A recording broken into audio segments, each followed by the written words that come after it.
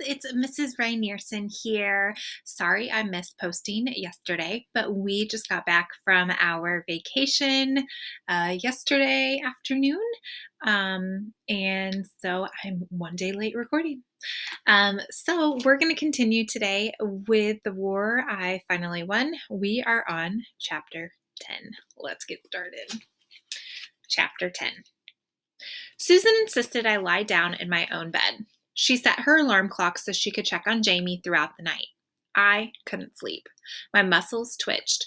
Pictures flashed through my head. Of course, Jamie sprawled on the ground, of Stefan's pale, anguished face, of Ma'am, of Ma'am, of Ma'am. Ma'am was dead. She couldn't hurt us. I couldn't forget her. Eventually, I took my pillow and a blanket and crept into Jamie's room. He was sleeping with his head propped on two pillows, his mouth open, snoring slightly. Sounds like Lulu. Maybe Brian. Bovril snored beside him, tucked under the covers too. Oh, so cute. I wrapped myself in the blanket and lay down on the floor. I couldn't see Jamie, but I could listen to him breathe. I would need some earplugs. I was still awake when Susan tripped over me in the dark. Ada, go back to bed, she said. I told you, I'll take care of him. It's my job to take care of him, not yours. Not actually, Susan said. Not anymore. Go to bed. She tried to hoist me up, but I made myself boneless and limp and slithered back to the ground. Oh, very well, she said. Stay where you are, but go to sleep. I'll take care of him. I slept some. I woke each time Susan's alarm went off. I watched him each time Susan shook Jamie awake and talked to him to be sure his brain was working. She kissed his forehead. He called her Mummy. The next morning, Jamie was tired and grouchy, but definitely still alive. He stepped on me when he climbed out of bed. Why are you on my floor? He asked, scowling. I was taking care of you. No, you weren't. He stalked off to the bathroom. Yesterday, I thought it was the Germans, I said to Susan downstairs. When Jamie screamed, I thought the Germans had invaded. She nodded. I understand, but I think the invasion's off, at least for the winter. That's what people are saying because of the Battle of Britain, because we won. The Battle of Britain was when all the pilots died. It was when the village children went away. Susan looked into the teapot. She sighed. Quite a bit left over from yesterday, she said. Can't waste it. She drained the tea off the leaves into a pan and set it to warm on the stove. I shuddered. I hated warmed-over tea. Oatmeal? Susan asked. I nodded. I could hear Jamie singing to himself as he walked down the stairs. He sounded fine, not frightened, not even hurt very much. Susan came up beside me. Ada, what you said last night. I knew instantly what she meant.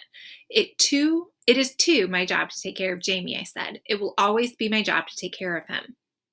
Susan sat down at the table. She patted the chair beside her until I sat too.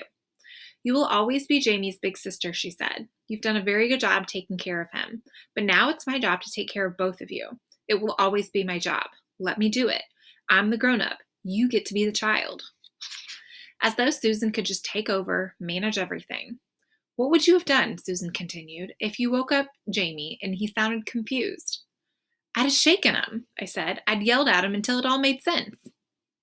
What if that didn't work? Susan shook her head at me. Would you really have gotten angry at Jamie because of something he couldn't do? That doesn't sound like you. Not angry. So what would you do? I didn't know. I hadn't listened to everything Dr. Graham said about Jamie's concussion. I'd been too worried about his arm. I'd always known how to take care of Jamie before. I knew what to do, Susan said. I made sure I woke him up as often as I needed to. If he needed it, I would have gotten him proper care. She looked at me steadily, the same as I got you proper care. I hadn't put my shoes on yet. I flexed my toes on the right foot, my toes that faced forward after all this time. Breathe, Susan said. I breathed. In, out. I said, will he, She waited. I said, will his arm be crippled? No, Susan said. I swallowed. She said, in a few weeks he'll be completely fine. Susan touched my shoulder, lightly, the way she did when she was trying to make me come back from in my head far away. Just as you would have been fine if you'd had proper medical care when you were a baby. Of all the things I hated my mother for, that was the worst. That was That I could have had a regular foot all along. Susan got up to pour some tea. I sipped it. Horrible, bitter stuff. I said, I have so much to learn. We all do, Susan said. We never stop learning. It was nice of her to say that. I knew it wasn't true. Jamie came into the kitchen. I'm hungry, he said. Can I have double oatmeal? Yes, Susan said. Just a minute now. She got up and gave the oatmeal a stir. Can I have lots of sugar in it? Asked Jamie. No, said Susan. But I'm very hurt and very hungry. Jamie looked up at her through his long eyelashes. I banged my head and broke my arm. I can see this right now. He's like batting his eyelashes, trying to be like cute. I don't know if it's going to work. Even I could see he looked perfectly normal. You can have all the oatmeal you want, Susan said, and no sugar at all. I have plans for the sugar. She bent down and gave him a kiss. A kiss just out of nowhere. These things were so easy for Jamie. You'll spend today being quiet and still, Susan told him. You will take naps. If you feel well enough, we'll still go to church tomorrow night. Tomorrow was Christmas Eve. I thought you were dead, I said. Jamie stared at me. When you were lying there, I thought you were dead and I'd die too. Jamie said, Why would you die? You didn't fall. I swallowed. Couldn't speak. It was very scary, Susan said, but everything's fine. I shook my head. Bombs fell from the sky. Boys fell from trees. Anything might happen. Anytime. Susan made Jamie a nest of blankets and pillows on the cottage dingy sofa. She read 8 chapters of Swiss Family Robinson. I sat in front of the fire and practiced breathing in and out to keep myself calm.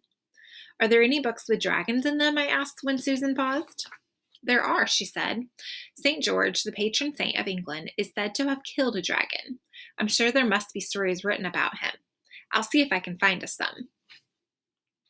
In the afternoon, while Jamie slept, I went out alone and cut down a tiny, scraggly fir tree with an axe Fred lent me. I dragged it into the house and propped it near the fireplace. It looked pathetic. Susan's old lights and ornaments had blown up, and there weren't any new ones to buy. We couldn't even find colored paper to make our own decorations. It's a war tree, Susan said. She hung a few bright buttons on it and a feather I found in the yard. A wartime Christmas. Last Christmas, I'd been so flooded by bad memories. I said, Jamie and I don't need Christmas. We're used to not having Christmas. I know, Susan said, but I love Christmas. I want a happy one, and I want to share it with you.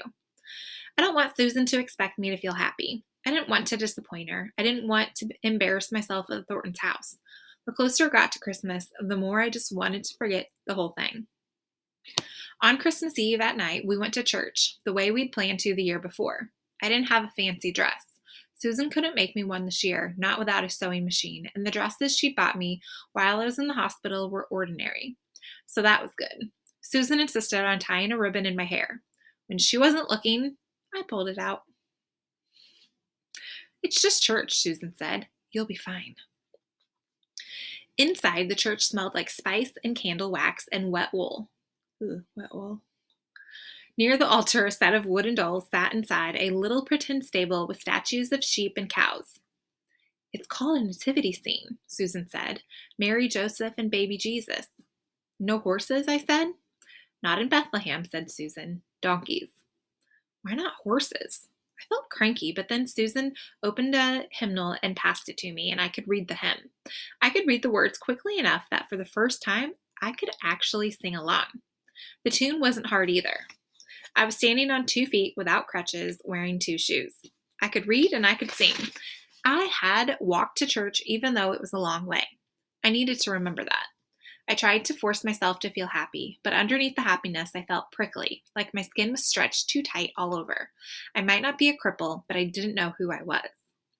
At home, Susan made us hang our stockings and chivied us off to bed. In the morning, my stocking bulged with something I never expected or wanted at all. What do you think it's going to be? All right.